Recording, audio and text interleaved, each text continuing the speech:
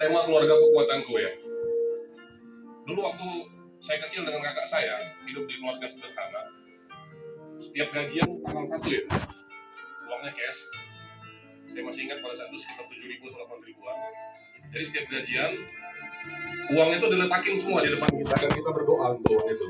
Jadi karena saya dari dulu kritis dan sampai sekarang saya akan tetap kritis. Saya bertanya kepada orang tua saya, kenapa harus didoakan ini uang setiap gajian? Toh begitu kita bilang amin, uangnya nggak bertambah. Tapi pada saat itu ibu saya mengatakan begini kepada saya, memang uang ini nggak akan bertambah. Tapi kalau kita berdoa, maka Tuhan akan kasih kesehatan buat kita semua, buat kakakmu, buat bapakmu, dan buat kau. Dan kalau kau sehat, pasti uang ini cukup sampai gajian berikutnya.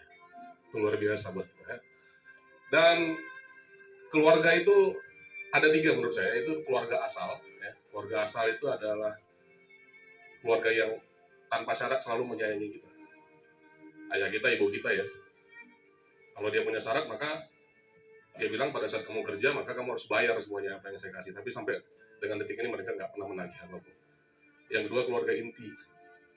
Keluarga inti itu udah mulai dengan syarat. Istri dan suami kita itu mulai dengan syarat. Nggak mungkin dong istri sama suami kita mau cari orang yang nggak kerja. Dia pasti bilang, apa pekerjaanmu? Kau kerja di mana? Gitu ya. Udah mulai ada keluarga inti. Tapi dia tetap memiliki cinta. Yang paling sering kita rasakan adalah yang ketiga deh. Yang kita ini semua. Keluarga kerja. Tapi kadang-kadang kita di keluarga kerja ini nggak pernah tulus ya. Benar nggak? Selalu ada syarat.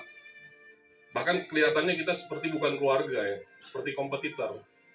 Sebelah kita, pimpinan kita sebagai pimpinan kalau bisa lembur dipotong terus kan gitu ya. Padahal sebenarnya lembur itu bukan bagian dia saja, tapi lembur itu merupakan bagian keluarganya. Saya secara pribadi, saya nggak perlu bilang ke yang lain ya. Saya nggak akan pernah potong lembur anggota saya. Apapun gerakannya, apapun yang dibuatnya. Karena perbuatan dia itu bukan menjadi tanggung jawab anak dan istrinya. Maka saya akan memberikan dia, kalau kerja lembur, maka saya akan kasih lembur. Tanpa melihat dia siapa. Baru kawan-kawan kita kolega, itu bukan kompetitor kita. Bahkan anggota kita adalah kekuatan kita. Satu-satunya Kadip yang punya anggota banyak sekali, mungkin Kadip APU ya. Sehingga kalau lebaran saya nggak bisa ngasihkan sirup. Karena saking banyaknya. Minimal saya kasih beras. Supaya terbagi semua. Tapi ada keinginan saya bahwa kalau banyak anak, banyak rezeki, banyak anggota, pasti banyak rezeki. Amin. Udah mulai nih, gelombang beta udah mulai masuk nih. Nah, musiknya agak naik sedikit ya.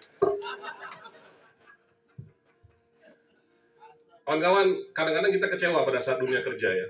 Kadang-kadang kita musik, bukan musrik. Musiknya nih.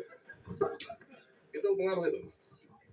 Kadang-kadang kita gini ya, di dunia kerja kita selalu merasa bahwa apa ya yang kita mau capai di sini, gajian setiap bulan ya, kerja biasa aja. Kadang-kadang kita depresi dengan target-target ya. Kadang-kadang pada saat kita melakukan kerjaan juga kita nggak diapresiasi sama pimpinan, sama kawan-kawan dan sama bawahan kita. Pernah nggak ngalamin gitu? Pasti bertanya.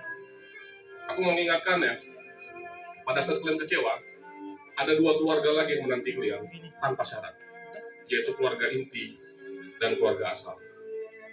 Mungkin kita lupa hari ini menanya kabar ibu kita, nggak tahu kita pernah nanya nggak. Tapi saya setiap hari harus tanya. Karena bagi saya berkah dari ibu itu adalah kekuatan bagi saya untuk sukses. Baru setiap hari saya akan berkati istri saya, dan baru saya akan berkati anak saya.